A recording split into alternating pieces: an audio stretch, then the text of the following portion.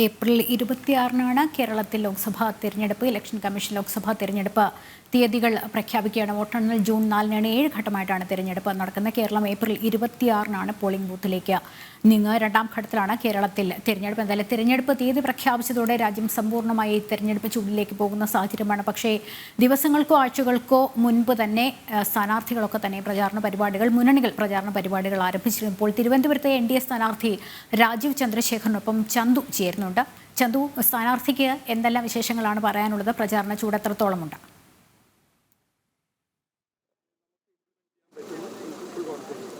ലക്ഷ്മി, സ്ഥാനാർത്ഥി ഇപ്പോൾ മണ്ഡല പര്യടനത്തിലാണ്. നമ്മോടൊപ്പം NDA സ്ഥാനാർത്ഥി രാജീവ് ചന്ദ്രശേഖർ തന്നെ ചേരുന്നു. ഡേറ്റ് പ്രഖ്യാപിച്ചു കഴിഞ്ഞു. 26-ാം തീയതിയാണ് വോട്ടെടുപ്പ്. അപ്പോൾ എങ്ങനെയാണ് ഈ ദിവസങ്ങളിലുണ്ടായ പ്രചാരണം? ഇനി ഒരു ഷിഫ്റ്റ് തെരഞ്ഞെടുപ്പിലെ ഒരു അടുത്ത ഘട്ട പ്രചാരണത്തിലേക്ക് പോവുകയാണ്. എങ്ങനെയാണ്? ഇല്ല, അങ്ങനെ ഞാൻ തോന്നുന്നില്ല. എനിക്ക് അങ്ങനെ ഒരു തോട്ട് ഇല്ല. ഞാൻ തുടങ്ങിയത് ഒരു 4-ാം തീയതി വൈകുന്നേരം ഇവിടെ എത്തി. എൻ്റെ കാൻഡിഡേച്ചർ അനൗൺസ് കഴിഞ്ഞിട്ട് ഞാൻ ഇവിടെ എത്തി.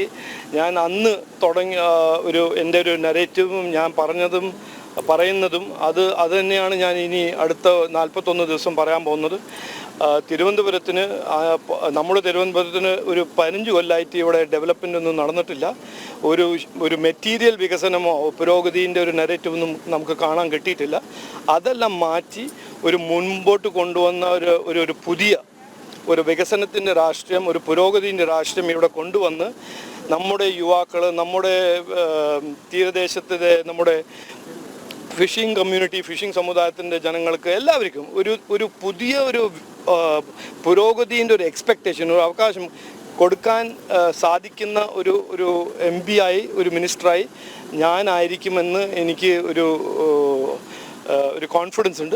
അത് ജനങ്ങളും റെക്കഗ്നൈസ് ചെയ്യുന്നുണ്ട് ഞാൻ വിശ്വസിക്കുന്നു. ഈ കേന്ദ്ര സർക്കാരിന്റെ പല പദ്ധതികളും ഇവിടെ സാധാരണക്കാരിലേക്ക് എത്തിക്കുന്നതിൽ വൈമനസ്യം ഇടത് വലത് മുന്നണികൾ കാണിക്കുന്ന ഒരു ആക്ഷേപം പതിവ് ഉണ്ട്. ഇപ്പോൾ പ്രചാരണ ഘട്ടത്തിൽ അങ്ങനെ ഒരു തോന്നൽ നോക്കൂ, ഇതിപ്പോൾ ഒരു ഓപ്പൺ സീക്രട്ട് ആണ്. നരേന്ദ്രമോദിജിനെ ഡിഫീറ്റ് ചെയ്യാനും നരേന്ദ്രമോദിജിൻ്റെ ഗവർണൻസിനെ സ്ലോ ഡൗൺ ചെയ്യാൻ ഈ ചില സംസ്ഥാന സർക്കാർ, കേരളയിൽ ഇൻക്ലൂഡഡ്, അവർ ഓരോന്ന് ബ്ലോക്കിങ്ങും അത് ഓരോരോ റീനെയിമിങ് അതെല്ലാം ചെയ്യുന്നുണ്ട്. ബട്ട് ജനങ്ങൾക്ക് ഇതെല്ലാം മനസ്സിലാവുന്നുണ്ട്. ആരാണ് ശരിക്ക് പണി ചെയ്യുന്നത്, ആരാണ് വികസനത്തിന് ഒരു ഭയങ്കര എഫേർട്ട് കൊടുക്കുന്നത്, ആര് ചെയ്യുന്നില്ല. ഞാൻ പറഞ്ഞ മാതിരി എല്ലാവരുടെ മുമ്പിൽ 10 കൊല്ലം BJP സർക്കാരിൻ്റെ പെർഫോമൻസും 10 കൊല്ലം കോൺഗ്രസ് UPA സർക്കാരും ഈ 7 കൊല്ലം CPM-ൻ്റെ സംസ്ഥാന സർക്കാരിൻ്റെ പെർഫോമൻസ് എല്ലാവർക്കും കാണാൻ പറ്റുന്നുണ്ട്. അത് ഈ റിപ്പോർട്ട് കാർഡ് എനിക്ക് പറയേണ്ട ആവശ്യമൊന്നുമില്ല.